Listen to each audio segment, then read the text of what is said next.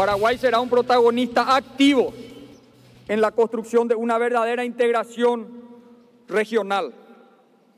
Vamos a promover la complementariedad de nuestras economías, fortalecer la conectividad para mejorar así nuestra competitividad. Paraguay. Bueno, ahí veíamos el discurso inaugural, una parte del discurso inaugural del presidente de la República, Mario Abdo Benítez. Justamente, Gloria, cambiamos de semana, decíamos la semana pasada, la próxima semana cambia todo, cambia el gobierno, entonces aquí estamos ya en una nueva etapa. Gloria, ¿cómo estás? ¿Qué tal, César? Y también a la audiencia. Y siempre hablamos de momentos históricos de nuestro país, cada 5 años, que por lo general se da, y lo que significa la transición de un presidente a otro, lo que significa el fortalecimiento de las instituciones, el fortalecimiento de la democracia, que no es un detalle menor para nosotros, y lo que significa también la esperanza. Creo que cada cambio genera eso, mucha esperanza, y la gente espera, y ahora es pasar de ese discurso de lo que se ha planteado en campaña, bueno, ¿cómo en la práctica van a llevar lo que han prometido? Bueno, hay tantas cosas para hablar, nos hubiera gustado tener mucho más tiempo de lo habitual, porque lo que fue la ceremonia en sí, lo que fueron los detalles, lo que fue el tiempo que acompañó tanto, porque no hizo frío como en otras ocasiones, bueno, desde lo que fue la aparición nuevamente o la presencia de una primera dama, desde el vestido, las palabras, los discursos, el juramento, pero bueno, hoy eso se empieza a concretar y nos interesa hablar sobre el ámbito económico, que es uno de los campos más llamativos, más interesantes, que nos afecta a todos, saber que eso que se dice que la macroeconomía, y la gente dice, bueno, y la macroeconomía no me lleva a los bolsillos, por ejemplo. Entonces, por eso empezamos escuchando este mensaje del presidente y para hablar con uno de los que fue asesor ya durante la campaña y que hoy ya está ocupando un cargo. Después hablaremos lo que va a hacer concretamente el Banco Nacional de Fomento, así es que agradecemos el tiempo, la presencia. Le sacamos de una reunión probablemente para esta entrevista al economista Daniel Correa Ramírez, bueno, Pedro Daniel Correa Ramírez, joven economista. Para nosotros todos ya son jóvenes, ¿verdad, Gloria? Sí, no. Entonces, sí, realmente. Y bueno, veíamos esto, ¿verdad? Lo que fue esta preparación y estos discursos y la plataforma económica del presidente Daniel. ¿Cómo estás? Gracias por estar aquí. Muchas gracias, César, Gloria, por la invitación. Y realmente con muchas expectativas, así como toda la nación en este nuevo gobierno, y nosotros con la firme responsabilidad de ir cumpliendo todo eso que necesitamos como país y que el presidente nos ha encomendado, que cada una de estas líneas de acción finalmente termine cumpliéndose y que la gente realmente se vea beneficiada, ¿verdad? Cuando se habla, por ejemplo, en términos del Banco Nacional de Fomento, digamos, tiene una carta orgánica en la cual tiene puntos muy específicos. Estamos hablando del sector industrial, sector productivo. Tenemos también lo que insiste mucho y habla en su discurso, también hizo referencia el presidente de la República, de estar al lado de la gente. ¿Cómo hacer que a través de un banco público se pueda justamente llegar? ¿Cuáles son esos primeros 5 puntos, por ejemplo, en el cual es necesario realizar para que se sienta realmente aplicar lo que se ha dicho? Bueno, yo quisiera hacer primero una pequeña reflexión respecto a cuál es el funcionamiento del banco, ¿verdad? O cuál es el rol que tiene el banco público en un Estado, ¿verdad? En primer lugar, el banco público tiene que tener el rol de lo que llamamos el brazo ejecutor de las políticas públicas vinculadas a la economía. Cuando una economía quiere fortalecer cierto sector industrial, cierto sector comercial, cierto sector agropecuario y pretende, como una visión país, crecer hacia determinados sectores, ahí el banco público tiene que tomar un rol fundamental y un protagonismo fuerte. En economías como las nuestras, donde todavía la formalidad, la transparencia económica sigue siendo una materia pendiente y un proceso de crecimiento, el rol del banco público tiene que tener justamente el de tratar de incluir a mayor cantidad de personas dentro del sistema y apoyar justamente en sectores donde se puede seguir generando empleo, donde hay un potencial de crecimiento y donde en los próximos años realmente la sociedad va a encontrar, digamos, el impacto de desarrollo real, ¿verdad? Y no ficticio, ¿verdad? Y básicamente el banco tiene que trabajar en esos digamos, como filosofía. Yendo a tu pregunta directamente, hay varios aspectos que habrá que trabajar previamente. Tiene que ver uno con lo que ya se está haciendo y se está haciendo bien. Hay que seguir trabajando en de fortalecer ese proceso.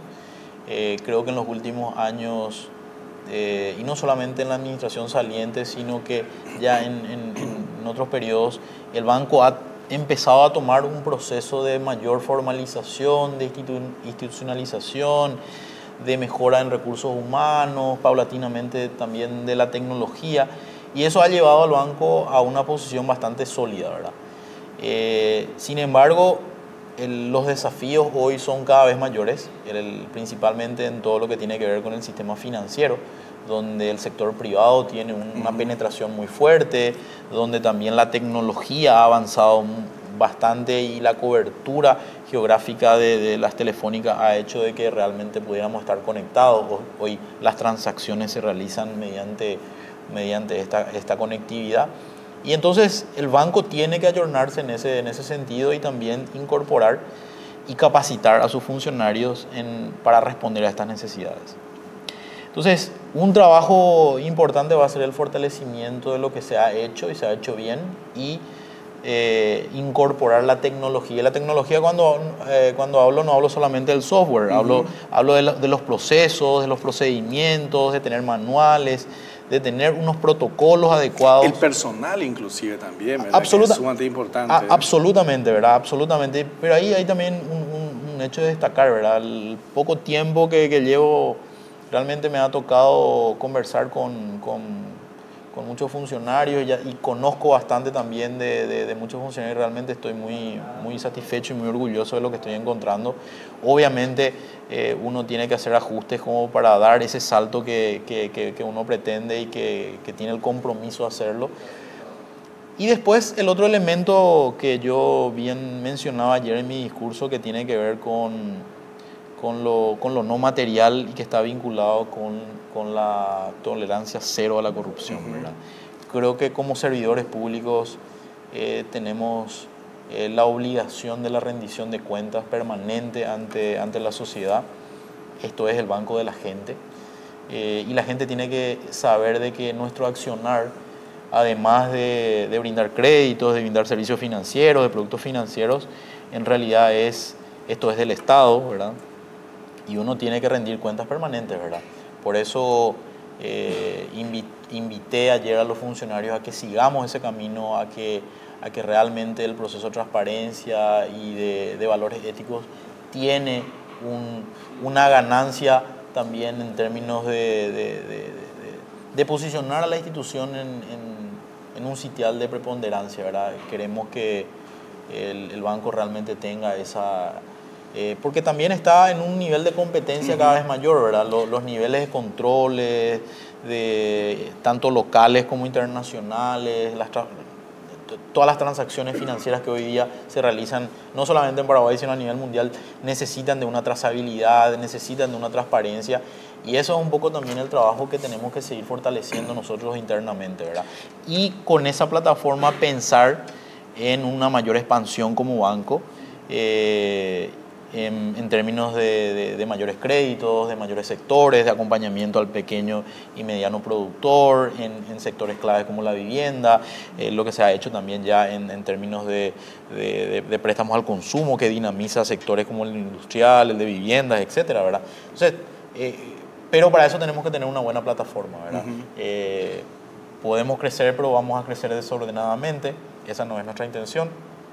De vuelta, somos un banco público y tenemos que tener rendición de cuentas. Entonces necesitamos crecer de manera ordenada, de manera transparente y de manera sostenible, ¿verdad? ¿Cómo, por ejemplo, trabajar y sobre todo atendiendo de entrevistas que me tocó hacer con los, por ejemplo, el Ministerio de Industria, Agricultura, hablar de sectores, por ejemplo, vendedores? Cuando usted habla de formalización, recuerdo de vendedores de los mercados que acceden también a un pequeño crédito porque la usura es un problema.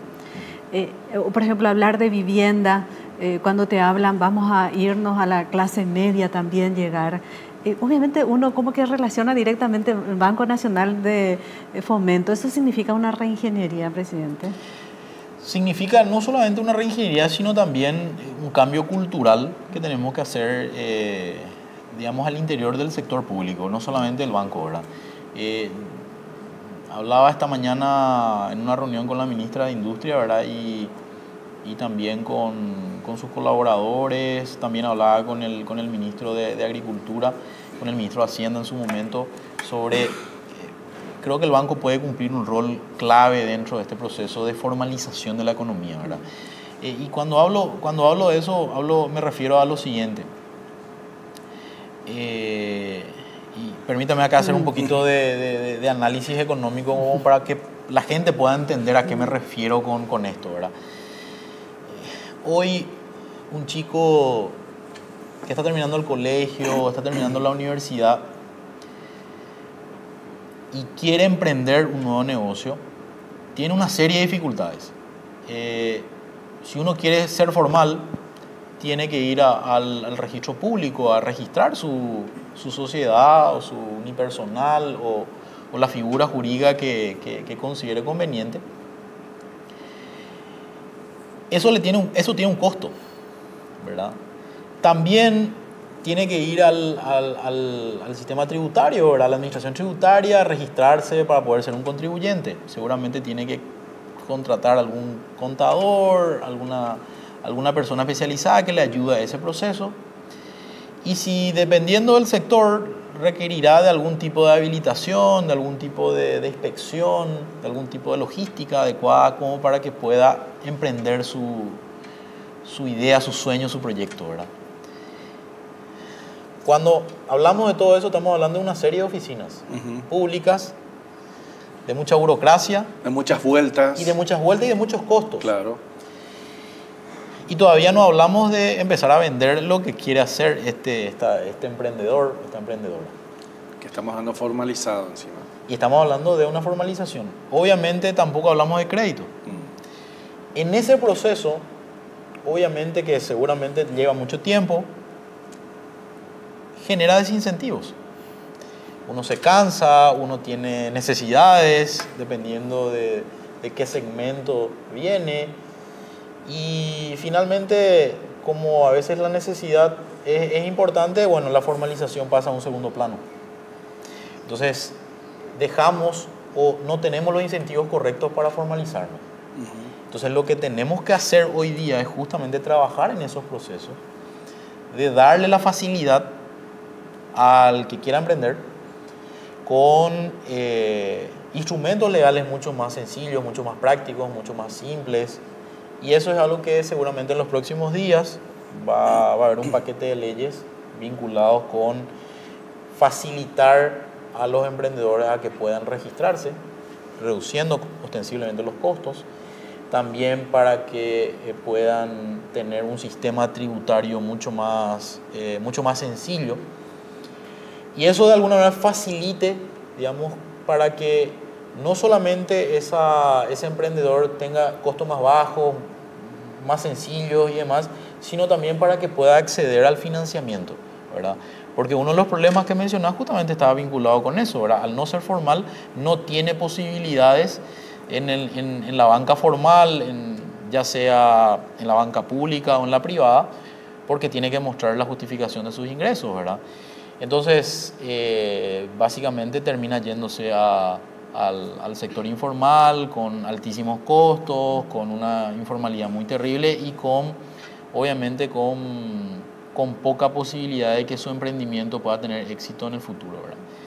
Entonces, cuando uno mira esto, en realidad tiene que ver lo que algunos llaman, y me parece una frase correcta, ¿verdad? Que es el ecosistema de la formalización, ¿verdad? Tenemos que buscar eso, ¿verdad? Tenemos que empezar a mirar eso.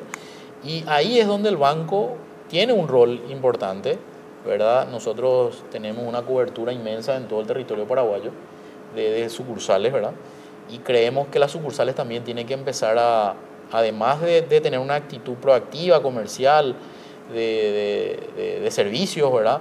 También el tema de educación financiera, ¿verdad? Y un poco de la formalización tiene que ver con esto de la educación financiera. Justamente esa era la siguiente pregunta que decía, ¿cuántos bancos nacionales de fomento o puntos de contacto con los clientes existen? Porque el BNF es el banco que está en todo el país realmente, ¿verdad? Sí. Hoy existen aproximadamente 80 sucursales, sí, desplegadas en todo el territorio. Además de eso, contamos con lo que se llaman los corresponsales no bancarios, que hay en un número aproximado de 200, ¿verdad? También desplegados en todo el país. Todavía sigue siendo muy bajo teniendo en cuenta lo que hoy... La necesidad. La necesidad y lo que ya el sector privado también ha avanzado, ¿verdad? Porque el sector privado también cuenta... y hay un tema también que a mí me parece relevante, ¿verdad? Aquí tiene que ver también con los cajeros automáticos, la disponibilidad a nivel país de eso, ¿verdad? Pero sobre todo un poco de un análisis también del otro lado de la vereda, ¿verdad? Yo trato de mirar siempre esto de manera integral y lo que veo es que también necesitamos mirar un poco algunos incentivos para que los comercios puedan formalizarse, porque quizás podemos nosotros tener una gran cantidad o podemos llenar de tarjetas de débito a todo el país, ¿verdad? Todos pueden tener tarjetas de débito y que sus salarios y sus ingresos estén bancarizados, pero del otro lado no pueden hacer ninguna transacción porque los comercios no tienen